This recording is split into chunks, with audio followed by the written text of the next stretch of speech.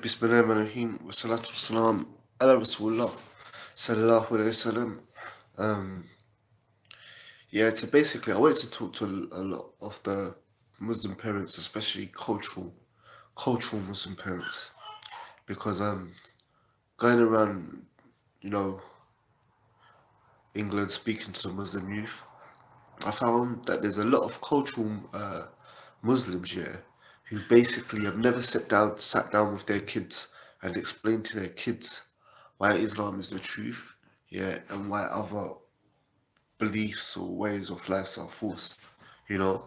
And it's strange that that Muslim parents, they just raise their kids, they may send them to madrasa, but even though they're memorizing, they don't actually know exactly what they're memorizing and what it means, and that they've never sat down with their kids and explained Tawheed and its three categories, like explained Rububiyyah, Asma wa Sifat, and Uluhiyah. Assalamu alaikum warahmatullahi wabarakatuh.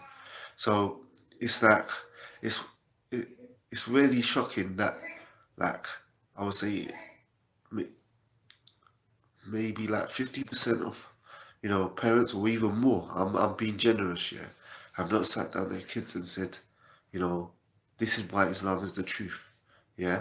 And parents, if your kids were to come to you today and ask you why is Islam the truth, and Hinduism or Judaism, why is that not the truth or the correct way to follow, would you be able to explain? Like, if I was to ask you now, can you explain to me why Islam is the truth, the haqq, yeah, and the only way for mankind to follow? Can you explain? Because what if you don't teach your kids Tawheed, or you don't know Tawheed yourself, then you're just following Islam on a cultural basis. And what makes you know Arab culture, more truer than any other culture, you know? So the whole thing is, if you don't know why Islam is the haqq, and you've never sat down your kids and explained to them, and they're going to non-Muslims state school, or they're going to college, or they're going to university, trust me, they're gonna have doubts, you know. And look, it's not the most easiest thing to be able to practice Islam in the West, in Europe, because there's a lot of fitna. You go outside, you see like haram adverts. There's nakedness everywhere. There's music everywhere. Um, there's temptations everywhere. Yeah.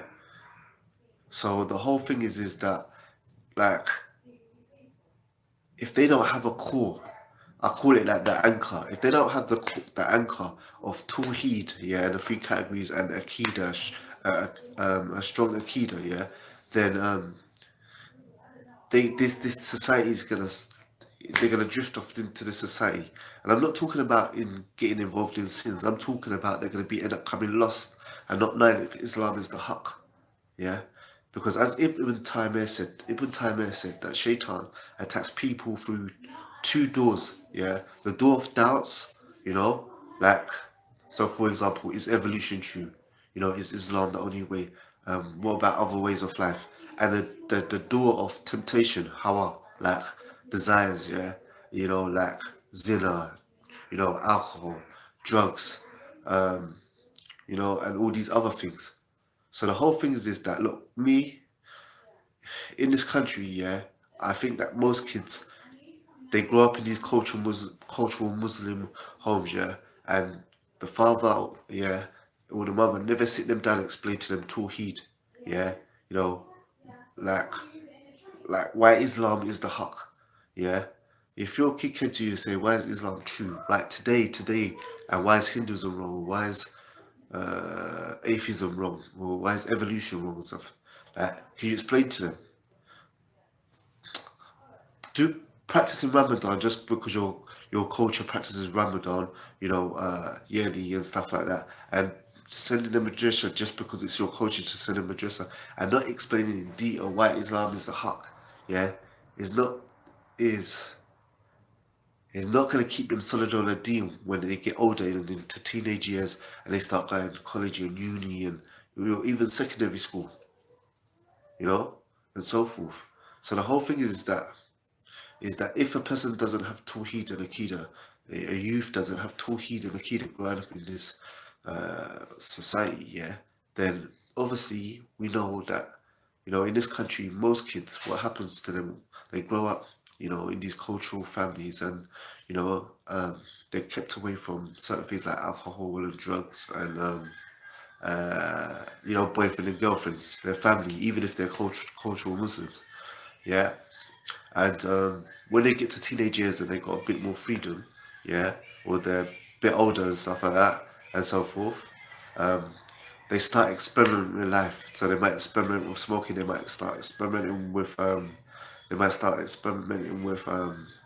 you know, yeah, smoking, boyfriend, girlfriend. You know, boys might start getting involved in crime or hanging around with the wrong thing.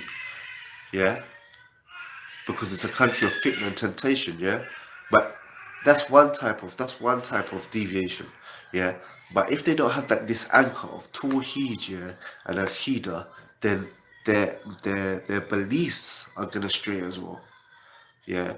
See, in this society, I wouldn't find it shock that when someone's raised in a Muslim family, that when they reach teenagers, they start experimenting with different things. It's not right.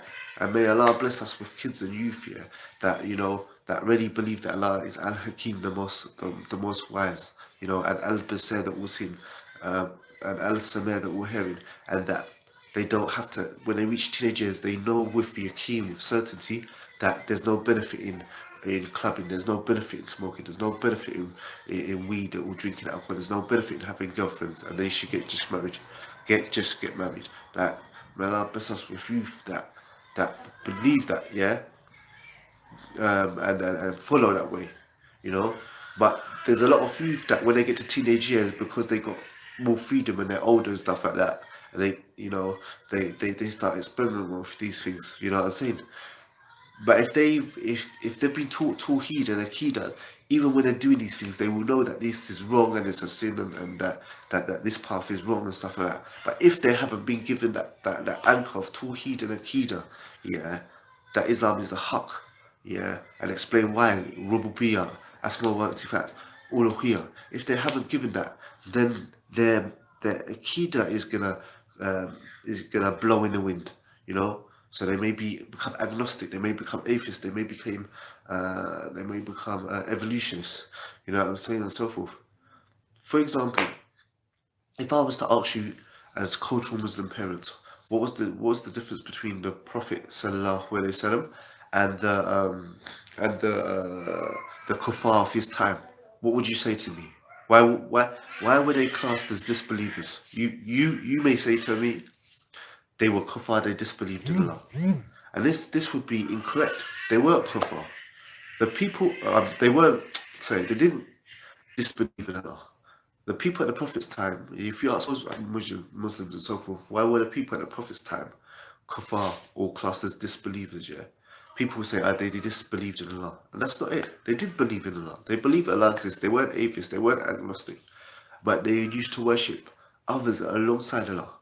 So they did believe that Allah was there, you know what I'm saying? But it's just they worshipped other gods alongside Allah, and so forth. So the whole thing is at the end of the day is that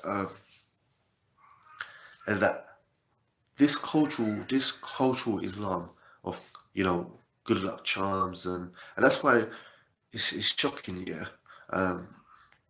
When you look at a lot of Muslim businesses, especially around Christmas time, look at the chicken shops, look at the restaurants, and so forth, look at the newsagents, you'll find, they put up Christmas decorations. Yeah. Like they put up decorations, and when you ask them, like there'd be a fully owned like Muslim chicken shop or fast food joint or restaurant or something like that. It's owned from Muslims. The top manager is Muslim. You'll see around Christmas time that they put Christmas decorations up, and then you ask them why, and they say, you know, it's just to keep the customers coming in. First of all, customers do not give a damn or not, during Christmas time, yeah. Whether there's decorations or not. If they want to eat chicken and chips, they're gonna go there. If they don't, they're not gonna go there. It's not gonna make a difference. But for you as a Muslim, yeah, this is your akida.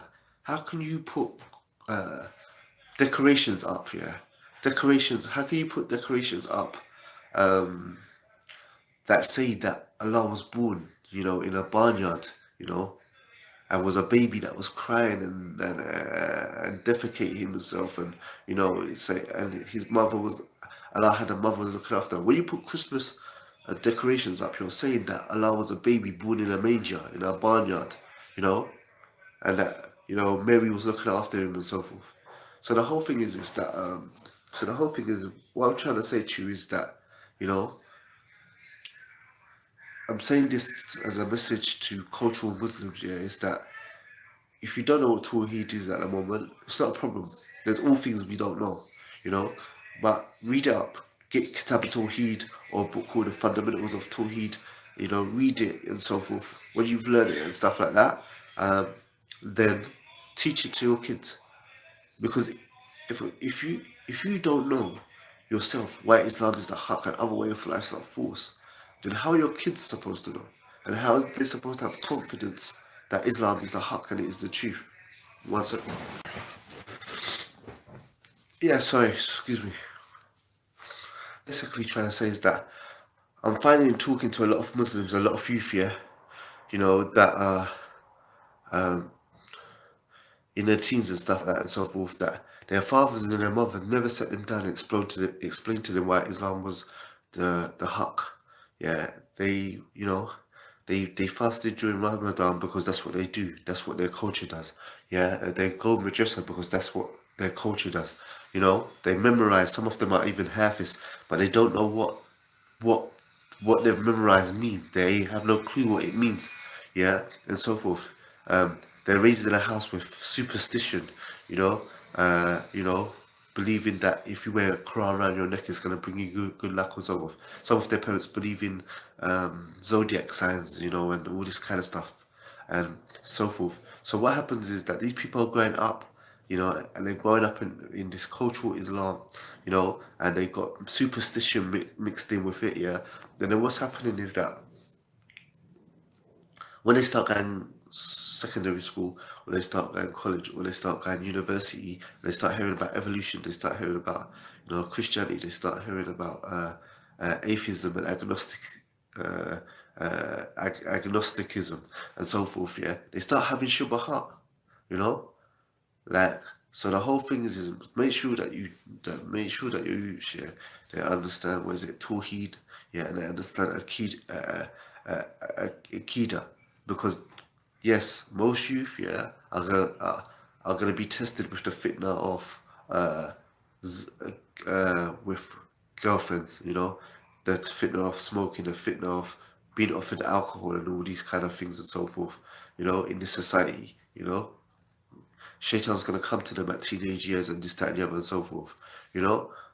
But if they have this anchor of Tawheed and Akidah and this, that, and the other, and so forth, even if they happen to slip into these things, and hopefully they won't slip into these things, but even if they do slip into these things, they will know that Islam is the haq, that Islam is the truth, and that it's just a weakness that they're falling into alcohol and zina and these things, and that they will come out of it. Like, inshallah, we don't want them, we don't want them to even touch it and so forth and that, But a person doing zina and believing it's haram, yeah, is a million times different to a person who believes, drinking alcohol is halal and that they don't believe Islam is the haq.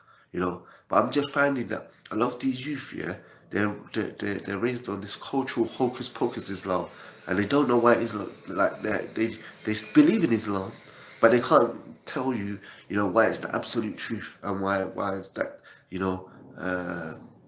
you shouldn't follow these other ways. People are seriously going to university and having shubahat about evolution. You know what I'm saying, and so forth. And people are not explaining to their kids why evolution is false and so forth. Inshallah, I may do some some videos on Tawheed versus atheism versus agnosticism versus versus different things. I've got some already on my channel. If you go to Street or Dean, and you type, you look at the playlist. and you look at what is it, the playlist, what is it, Hussein Thomas Street, Speakers Corner and so forth. I've tackled these issues and this, that, and the other and so forth, but my main down at the moment, so I it will be up, inshallah, in about 2 more months. But I may do some fresh new videos just kind of over it. You know, why were the Quraysh kuffar?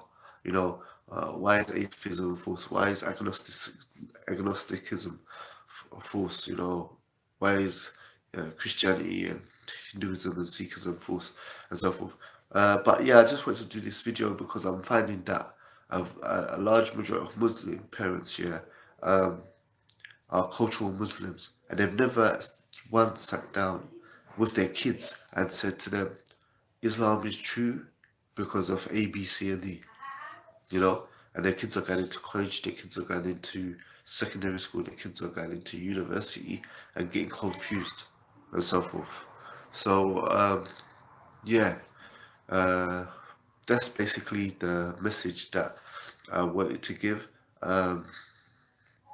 If you have any questions, let me know, and I'll try and answer them, inshallah. Hold on. Wa alaikum salam wa rahmatullah wa barakatuh. Let's upon Tawheed and was K.